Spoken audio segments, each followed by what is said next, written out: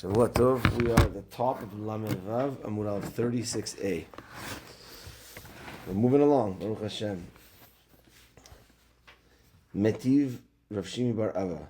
So we had a question last Gemara that the Kohanim that work in the Bet HaMikdash, are they our Shaliach or are they the Shaliach of Hashem? Do they work for us or they work for Hashem?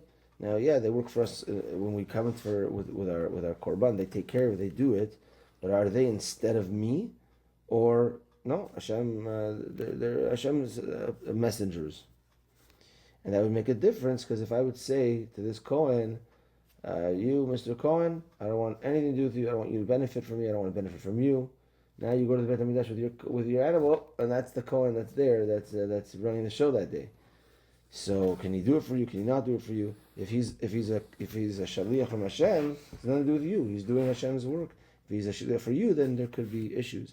So at this point, we didn't get a answer yet. So the Gemara is going to continue, and the Gemara is now going to try proving that it's a proof that it's min hashamayim. So the Gemara says, Metiv Rav Shimi Bar Abba. Rav Shimi Bar Abba asks, Im haya kohen. If it was a Kohen that you made this promise that you can't benefit from each other, etc., he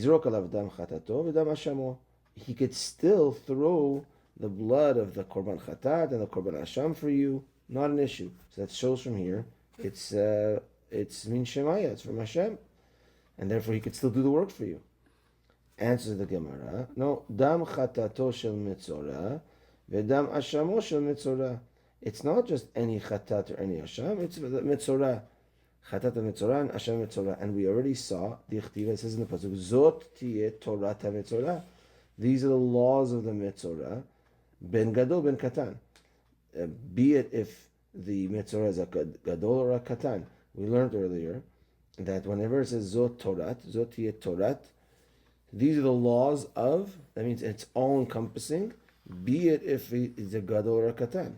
And if he's a katan, that means there's no dot, there's no knowledge, there's no knowledge needed, and therefore when the Kohen is doing the korban of the mitzorah, you don't need knowledge. He doesn't need knowledge. You don't need knowledge of him doing it for you. He could do it for you, even if you're a katan, even if you're not present, whatever. So therefore, the Gemara is answering in a sense as follows. It could be even that the Kohen is our shaliach, not the shaliach min Hashem. It could be that he's our shaliach. How could he do it for me if I made a neder that he's not supposed to benefit from me? Because it could even be that these are types of korbanot that he doesn't even have to have you in mind. You don't have to have him in mind, and he could do it for anyone. So you're not benefiting. It's like someone that we saw like ishto shota, like a woman that his wife lost her mind. You could do things for her, so therefore it's not really a benefit. So the Gemara continues to try to prove again that maybe it's min shemaya. Tanan, it says in the Mishnah, HaKohanim shepiglu b'mikdash. So the concept of pigul is if a Kohen when he does the korban, he has in mind, even if it's just in mind, to eat it in a different place. Certain korbanot you have to eat in Yerushalayim. Certain korbanot you can take it home. So he has in mind, this korban we're going to eat at home, we're going to take it home. But really, it was a korban you have to eat in Yerushalayim. Or let's say he had in mind to eat it for more days than it's allowed. Certain korbanot are allowed only for that day, are allowed for 2 days and 1 night, some for 2 nights and 3 days. So he says, it's Wednesday and Shabbat. I'll keep this for Shabbat. But this food, this korban. But hey, that korban was only allowed for 1 day and 1 night. It's not enough time for another Shabbat. So those thoughts are called pigul, and it invalidates the korban. So now these thoughts that this Kohen has, is he doing them on purpose or is he doing them accidentally? Both make it asur. The korban is asur, but there's a big difference between the two. Because when the first one is the guy, he's damaging you. Let's say the Kohen doesn't like you, and now you come with your animal, and he says, on purpose, I'm going to think the bad thoughts, and he says, oh, by the way, I thought that, this is a 3-day korban, it's really a 1, sorry, your korban is invalid. So if he does that on purpose, then he has to pay the guy back because he ruined his korban. If he does it accidentally, it's accidentally, but it's still asur. So says the Gemara, Tanan, Kohanim shepiglu b'mikdash, the Kohanim that did pigul in the mikdash, mezidin chayavin. If they do it on purpose, they're chayav, they're obligated to pay back the owner. Ha-shogegin pturin. You could infer from there that if it was accidental, then they don't have to pay back. It was an accident. He actually thought this korban was a 3-day korban. Elash pigulan pigul. But the pigul still stands that you can't use this korban because the wrong thoughts were thought over it. So it still stands, but the kohen is not obligated to pay back because it was accidental. So the Gemara wants to learn from here the following. If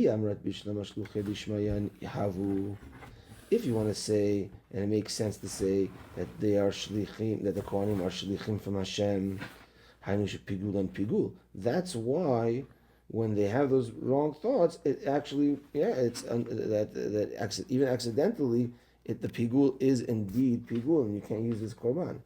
If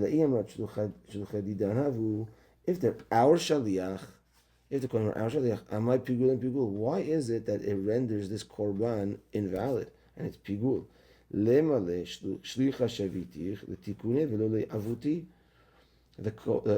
person could tell the kohen, if what you're coming back to me to tell me, oh, I made accidentally your animal pigul because I thought the wrong thoughts.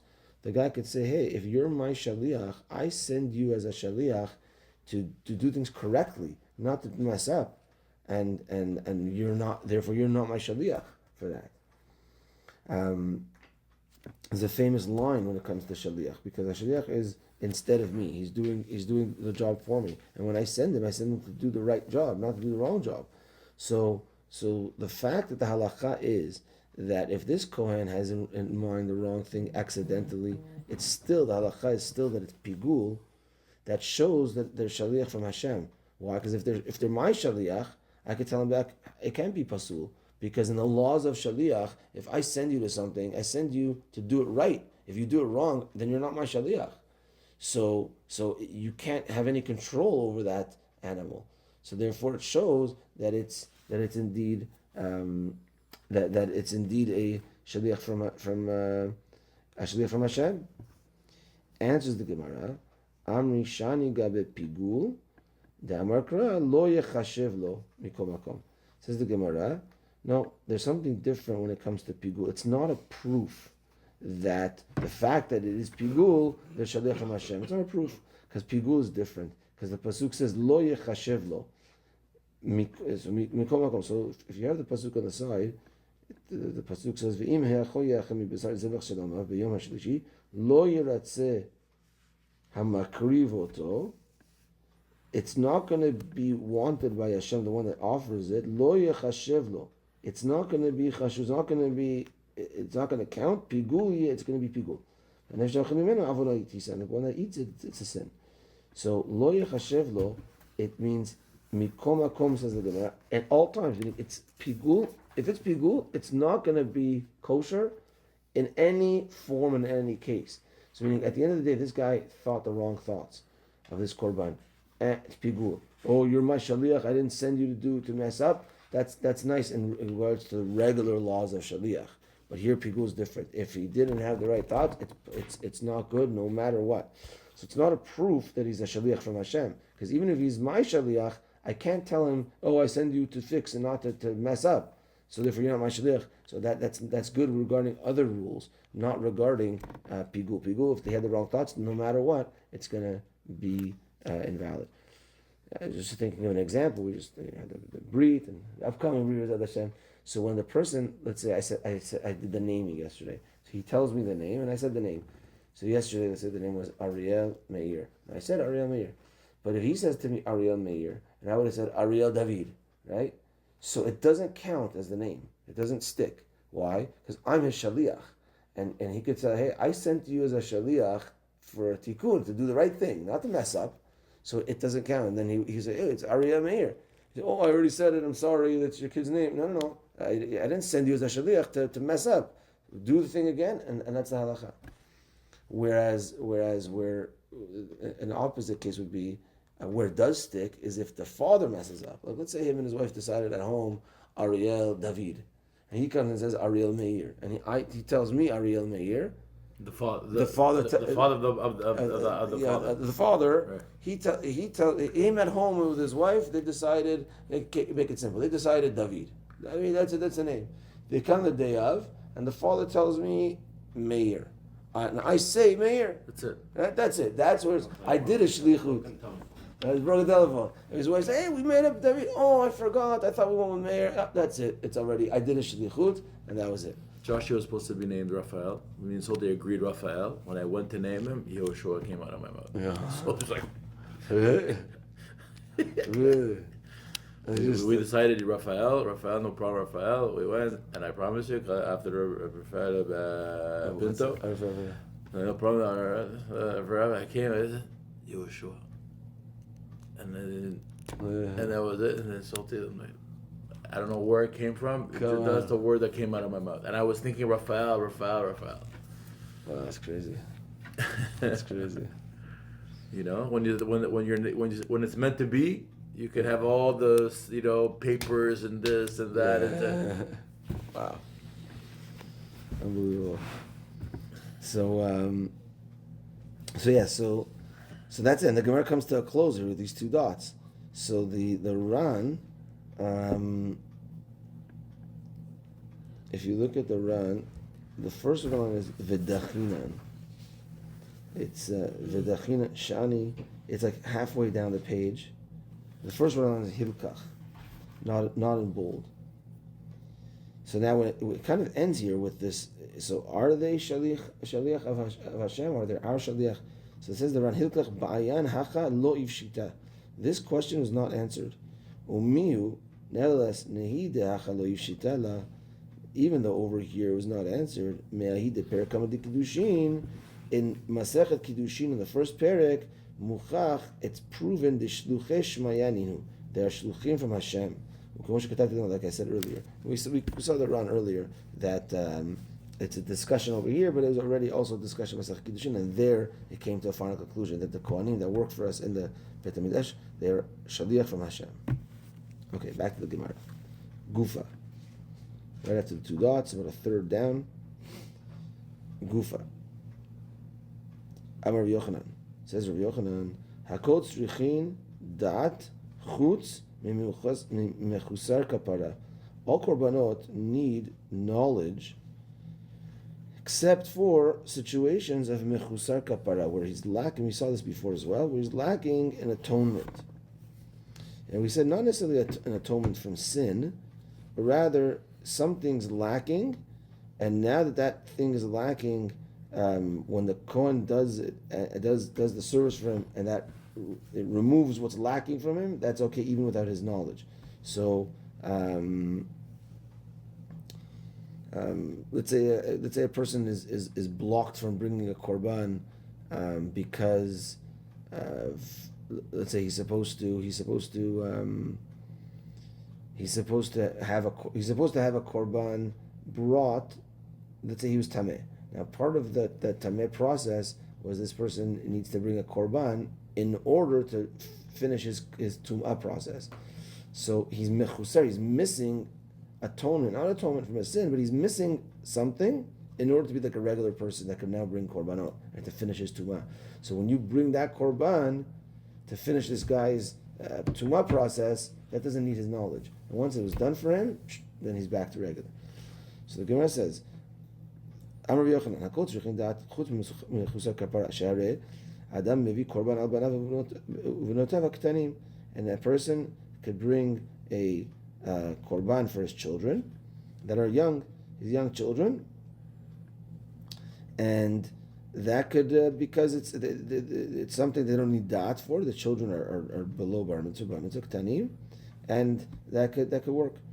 Ela me'ata yavi adam chatat chelev al chavero sheken mevi al ishto shota Rabbi Yehuda. So we can now we're jumping, now we're inferring. We could infer from here that maybe a person could bring the chatat, a sin offering of chelev. Chelev is when a person eats chelev accidentally. Chelev is non-kosher fat. He has to bring a korban chatat. So says the Gemara, well, maybe we can learn from here that a person could bring a korban chatat for his friend. His friend was the one. This guy Reuven was the one that sinned. I could bring it for him. I'm going to the Bet HaMikdash anyways. Let me bring it for him. So without his knowledge and just to cover for him, I could tell him, hey, by the way, I took care of that chatat. You don't have to travel to Yerushalayim. You don't have to do it.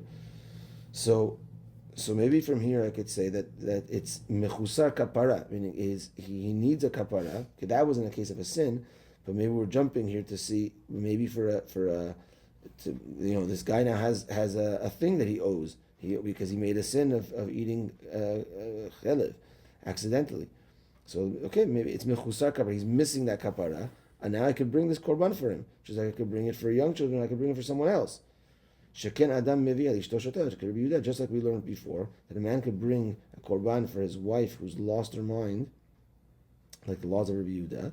So maybe it's something. It's like mechusar kapara. So over here, it's also mechusar kapara, even though he didn't lose his mind. We're not talking about the friend who lost the mind, but it's mechusar kapara. So maybe you could bring a korban for him, and if that's what we're deducing from here. Says the Gemara, Alama Amar Rabbi Elazar. So therefore, then why did Rabbi Elazar say that if you separated and you did a korban chatat chelev for your friend, you didn't do nothing? So meaning we're seeing from here that Rabbi Elazar says no, you can't do a chelev chatat for your friend, for the wife, the shota, for the children, yes, not for a friend. So why? What's the difference? If it's something that he's missing a kapara, why is it? What's the difference over here?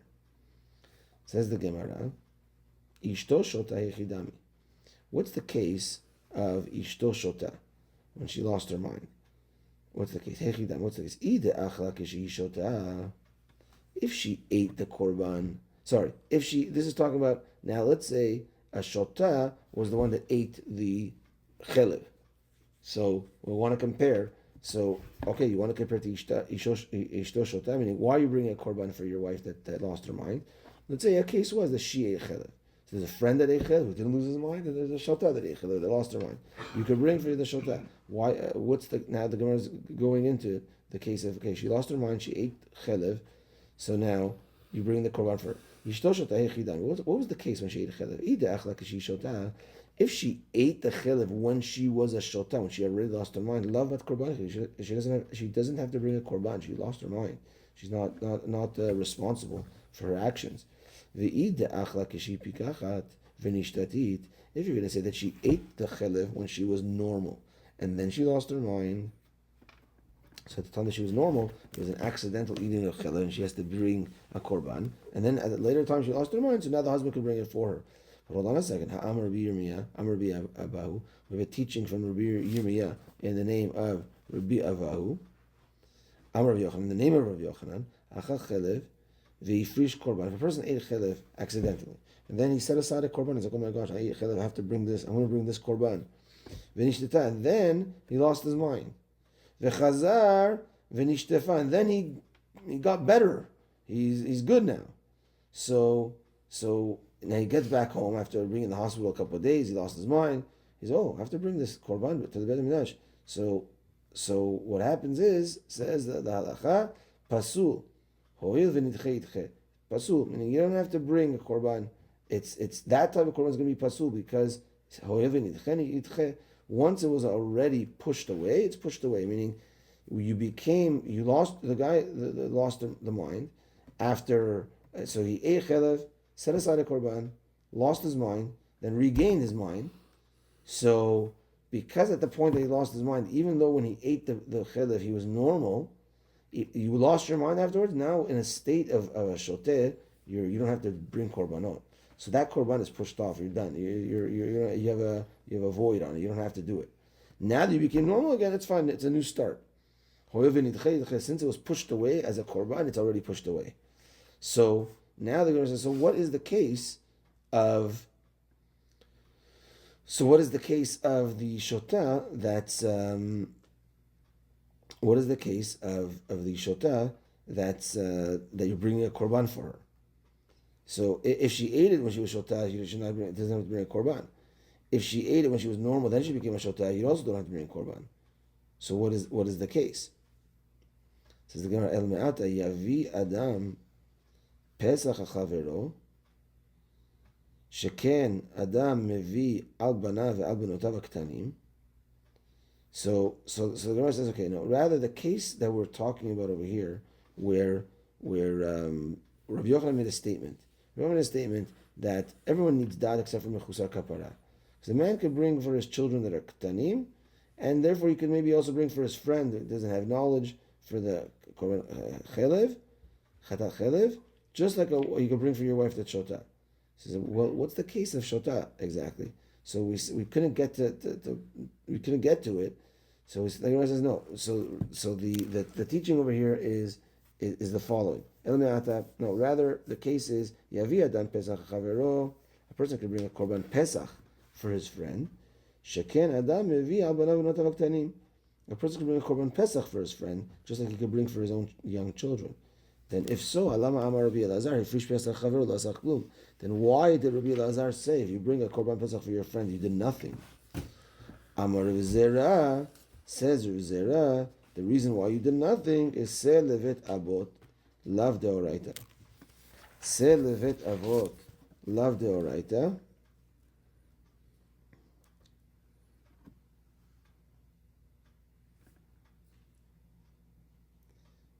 Selevet avot, lav deoraita. Selevet avot is that you have to have a sheep.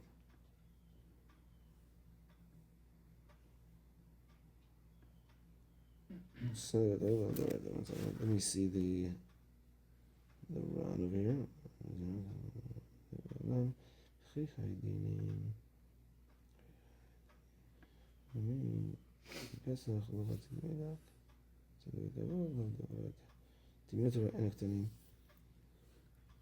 Yeah, so Selevet Avot, the pasuk says that you have to have like a sheep per family, meaning every person has to be part of a group for the Korban Pesach, because we know a Korban Pesach can't go to waste, not any of it.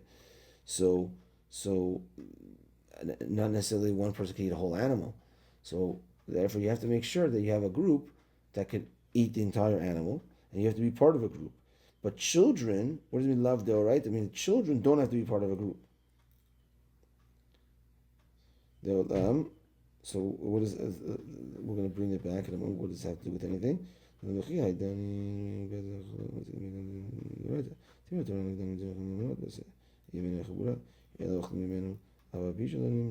They could still eat from the Korban Pesach, even though they're not counted in the group. As we say in the morning, in the Pesach Nechal Elim Nuyav. Pesach is only eaten for those that are counted in that Korban Pesach. But that's people that are Anim Biruin Leimanot, people that are able to be counted, adults. But Ktanim, they don't have to.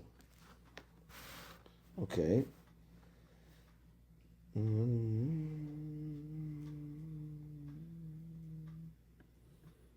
Oh, okay. So like this. The Gemara wanted to say, okay, if you could bring for Mechusar Kapara, so now we just started again, Ela Me'ata, that Yavi Adam Pesach HaChavero Sheken Adam Mevi Al Banav Benotav HaKtanim. A person can bring Korban Pesach for his friend, just like he could bring for his children.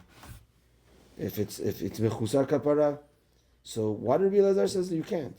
And so the Gemara, you know why Rabbi Elazar says you can't? Amar V'zera Selevet Avot Lav Deoraita, meaning Selevet Avot for children is Lav Deoraita. For children, they don't need to be counted. So you could bring a Korban Pesach and cover for your children, but not for an adult. An adult needs to be counted, and therefore you can't bring a Korban Pesach for your friend. He has to bring it himself. He has to be counted himself.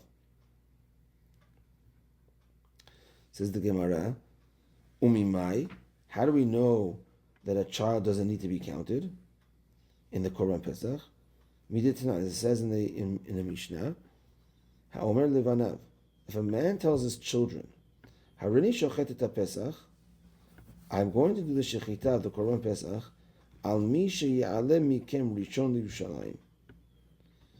He tells them, I want you guys to go to Yerushalayim, and we're going to see later that the reason, his whole kavanah is to get them to go fast, do the mitzvot quickly, to be energized to do the mitzvot. But he tells them, I want you guys to go to Yerushalayim. Whoever goes to Yerushalayim first he's going to be part of the Korban Pesach.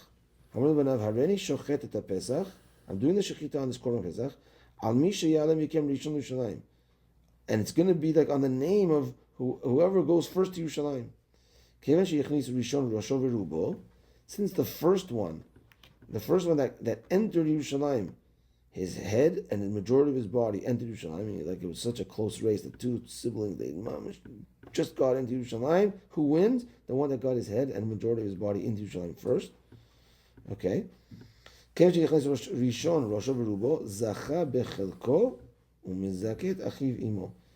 zoche in his piece in the Korban Pesach, and he's mezakeh his brothers. Okay, so let's see further now. V'yamrat selevet avot deoraita, adds in the word avot. If you say that children joining in a Korban Pesach is mideoraita, meaning that a child does have to be counted in the Korban Pesach, al bisra kai umezaki lehu, says the Gemara that the animal was already shechted in our story.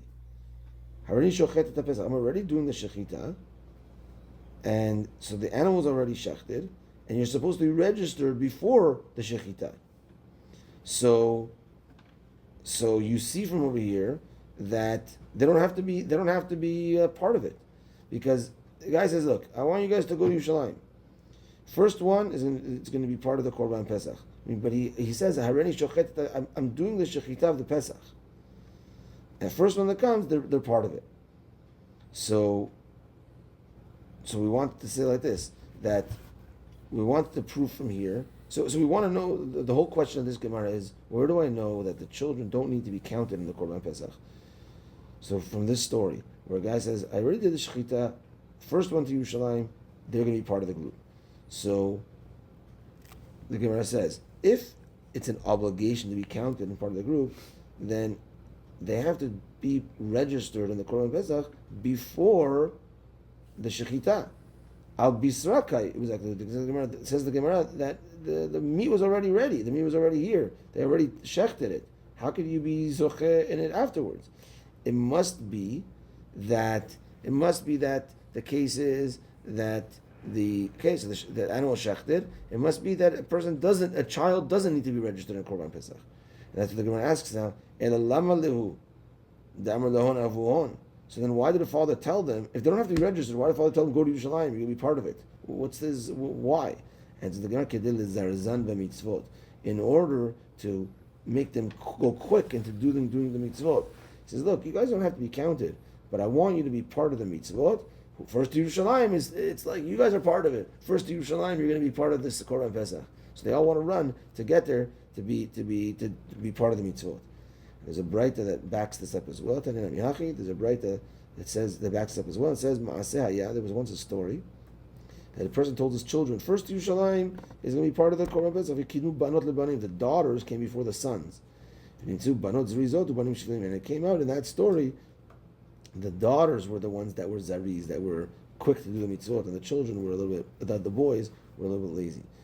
So the whole concept there was in order to get his children to be excited and energized about the mitzvot, and not because they needed to be counted in the Korban Pesach. Hold on, let me see some runs a second, and then we'll just paraphrase what we went through over here.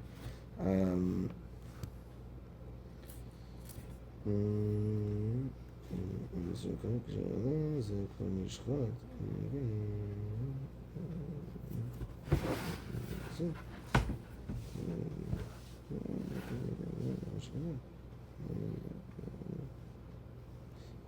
Ran tells us that it was talking about after the shechita.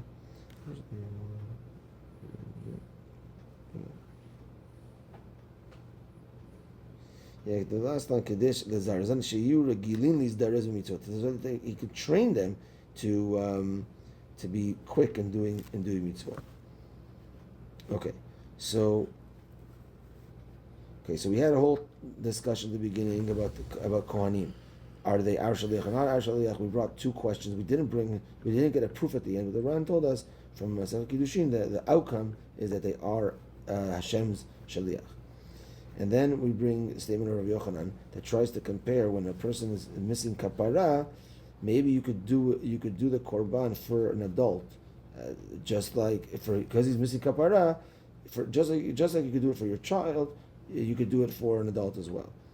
So, just and then another comparison was because of the like you could do for your children, like you could do for your wife who lost her mind. So you could do for your friend as well who's mechuzar kapara. Why do Rabbi Elazar say otherwise? So first of all, the Gemara says, well, ishto the shota. It's the case is what's the case exactly? It's of chatat chelev. That was the example. So we didn't get to prove that case exactly, and right. We didn't get to prove the case of Chatat Chelev. So the Gemara says, okay, well, so fine, let's talk about the case of Korban Pesach. Maybe you could bring Korban Pesach for your friend, just like you could bring for your children that are Ktanim. So, why did Rabbi Elazar say it doesn't work? So the Gemara says, well, you need to be, for a child, you don't need to be counted.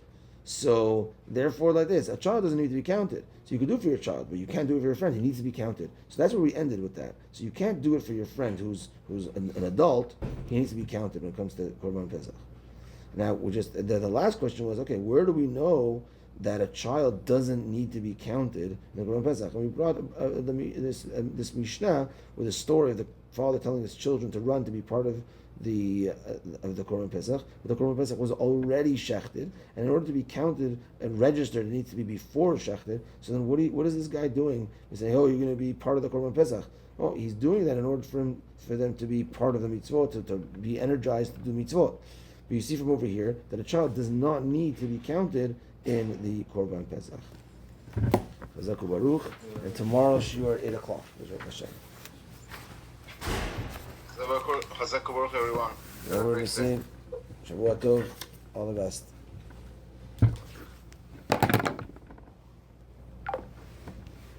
Thank you.